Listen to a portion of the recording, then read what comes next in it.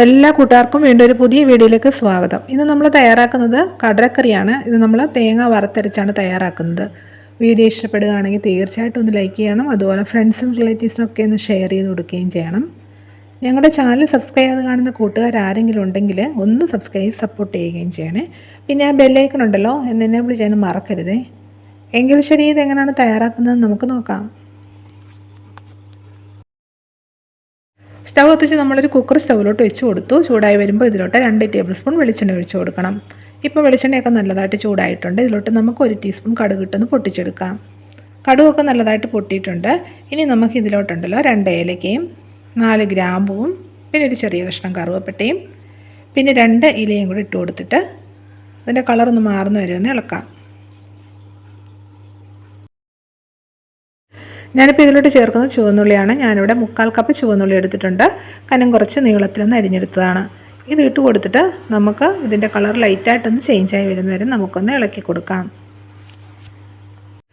ചുവന്നുള്ളി ചെറുതായിട്ടൊന്ന് കളർ മാറി വന്നിട്ടുണ്ട്. ഇത് ഇത്ര ആയാൽ മതി കേട്ടോ. ഇനി നമുക്കിതിലോട്ട് ഇഞ്ചി വെളുത്തുള്ളി പേസ്റ്റ് ചേർക്കാം. ഞാൻ ഇതിലോട്ട് 1 ടീസ്പൂൺ വെളുത്തുള്ളി പേസ്റ്റും 1 ടീസ്പൂൺ ഇഞ്ചി പേസ്റ്റുമാണ് ചേർക്കുന്നത്. ഇതിട്ട് കൊടുത്തിട്ടുണ്ടല്ലോ, ഇതിൻ്റെ ആ പച്ചമണം മാറുന്ന വരെ നല്ലതായിട്ടൊന്ന് ഇളക്കി കൊടുക്കണം. ഇനി ഇതിലോട്ട് 1 തണ്ട് കറിവേപ്പിലയും 1/4 ടീസ്പൂൺ മഞ്ഞൾപ്പൊടിയും കൂടി ഇട്ട് കൊടുത്തിട്ട് നല്ലതായിട്ട് ഒന്നുകൂടി ഒന്ന് ഇളക്കിയെടുക്കണം. ഇനി നമുക്ക് ഇതിലോട്ട് തക്കാളിക്ക് ചേർക്കാം. ഞാനിവിടെ മീഡിയം സൈസിലുള്ള ഒരു തക്കാളിക്കാണ് എടുത്തിരിക്കുന്നത്. അത് ചെറുതായിട്ട് അരിഞ്ഞെടുത്തിട്ടുണ്ട്. തക്കാളിക്ക് ഇട്ട് കൊടുത്ത് അത് വേഗം വരെ ഒന്ന് നന്നായിട്ടൊന്ന് ഇളക്കാം. തക്കാളിക്ക് നല്ലതായിട്ടൊന്ന് വെന്തിട്ടുണ്ട്. ഇനി നമുക്കിതിലോട്ട് കടല ചേർത്ത് കൊടുക്കാം. ഞാനിവിടെ 1 കപ്പ് കടലയാണ് കുതിർത്തെടുത്തിരിക്കുന്നത്. കടല ഇതിലോട്ട് ഇട്ട് കൊടുത്തിട്ട് നല്ലതായിട്ടൊന്ന് ഇളക്കണം.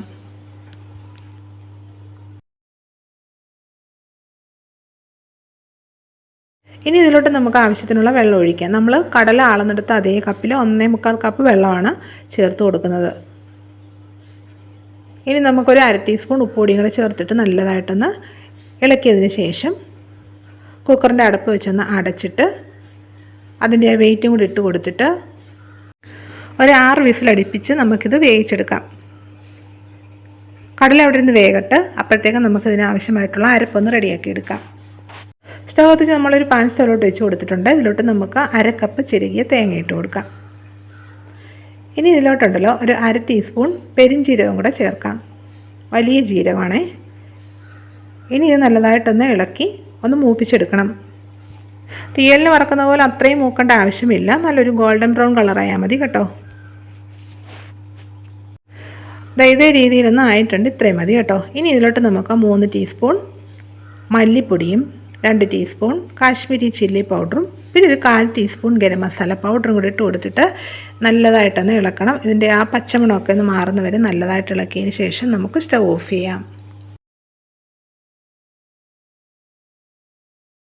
പൊടിയൊക്കെ ഇട്ട് കൊടുത്ത് നമ്മൾ നല്ലതായിട്ടൊന്ന് മൂപ്പിച്ചെടുത്തിട്ടുണ്ട്. ഇത്രയും മതി. ഇനി നമുക്ക് സ്റ്റവ് ഓഫ് ചെയ്യാം. എന്നിട്ട് ഇതുണ്ടല്ലോ ഒരു പ്ലേറ്റിലോട്ട് മാറ്റാം. നല്ലതായിട്ട് ആറിയതിന് ശേഷം നമുക്കിതൊന്ന് അരച്ചെടുക്കാം. നമ്മൾ കടല വേവിച്ചെടുത്തു. ഇപ്പോൾ ഈ കുക്കറിലെ പ്രഷറെല്ലാം പോയിട്ടുണ്ട്. ഇനി നമുക്കിതൊന്ന് തുറക്കാം.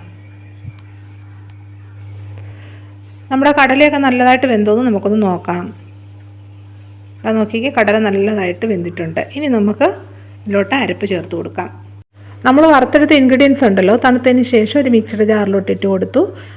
ഒരു 1/4 കപ്പ് വെള്ളം കൂടെ ഒഴിച്ച് കൊടുത്ത് നല്ലതായിട്ട് നമ്മളൊന്ന് അരച്ചെടുത്തിട്ടുണ്ട്. ഇത് നമുക്ക് കടലയിലോട്ട് ചേർക്കാം.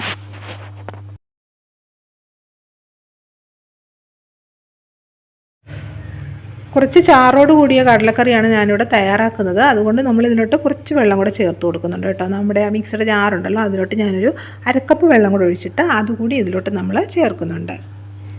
വെള്ളം ഒഴിച്ച് കൊടുത്തിട്ട് നന്നായിട്ടൊന്ന് ഇളക്കിയെടുക്കണം. നമ്മളിതിലോട്ട് 1/2 ടീസ്പൂൺ ഉപ്പുപൊടി ചേർത്തിട്ടുള്ളായിരുന്നു. അതുകൊണ്ട് നമുക്കിതിലോട്ടുണ്ടല്ലോ കുറച്ച് ഉപ്പുപൊടിയും കൂടെ ചേർക്കാം. ഞാനിപ്പോൾ ഇതിലോട്ടൊരു 1/2 ടീസ്പൂണും കൂടെ ചേർക്കുന്നുണ്ട്. ഉപ്പുപൊടിയും കൂടെ ചേർത്തിട്ട് നല്ലതായിട്ടൊന്ന് ഇളക്കിയതിന് ശേഷം സ്റ്റവ് കത്തിച്ച് നമുക്ക് കുക്കർ സ്റ്റൗവിലോട്ട് വെച്ച് കൊടുത്തൊന്ന് തിളപ്പിക്കാം. ഇനി നമുക്കിതൊന്ന് തിളപ്പിക്കാൻ വേണ്ടി വെക്കാം. സ്റ്റവ് കത്തിച്ച് നമ്മൾ കുക്കർ സ്റ്റൗവിലോട്ട് വെച്ച് കൊടുത്തു. ഇത് 2-3 മിനിറ്റ് നേരം നല്ലതായിട്ടൊന്ന് തിളപ്പിച്ചെടുക്കണം കേട്ടോ. കടലയിലോട്ട് ആ മസാലയൊക്കെ ഒന്ന് പിടിക്കാൻ വേണ്ടി ഒരു 2-3 മിനിറ്റ് നേരം ഇതൊന്ന് തിളപ്പിച്ചെടുക്കണം.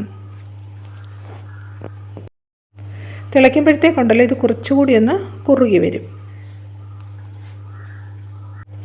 ഇതിലോട്ട് നമുക്ക് കുറച്ച് കറിവേപ്പിലയും കൂടെ ചേർക്കാം. കറിവേപ്പിലയും കൂടെ ചേർത്ത് കൊടുക്കുമ്പോൾ ഒന്നുകൂടി ടേസ്റ്റ് കിട്ടും. കറിവേപ്പിലയും കൂടി ഇട്ട് കൊടുത്ത് ഒന്നുകൂടി നല്ലതായിട്ടൊന്ന് ഇളക്കി തിളപ്പിച്ചതിന് ശേഷം നമുക്ക് സ്റ്റൗ ഓഫ് ചെയ്യാം. ഒരു 3 മിനിറ്റോളം നമ്മളിത് തിളപ്പിച്ചിട്ടുണ്ട്. ഇത്രയും മതി കേട്ടോ. ഇപ്പം നമ്മൾ സ്റ്റൗ ഓഫ് ചെയ്തിട്ടുണ്ട്.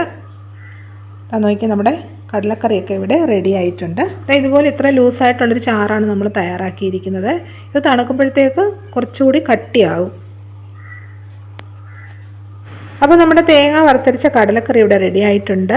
നല്ല ടേസ്റ്റി ആയിട്ടുള്ള കടലക്കറിയാണ്. നിങ്ങളെല്ലാവരും ട്രൈ ചെയ്ത് നോക്കണം. വീഡിയോ ഇഷ്ടപ്പെട്ടെങ്കിൽ തീർച്ചയായിട്ടും ലൈക്ക് ചെയ്യണം. അതുപോലെ ഫ്രണ്ട്സിനും റിലേറ്റീവ്സിനും ഒക്കെ ഷെയർ ചെയ്ത് കൊടുക്കാനും മറക്കരുത്.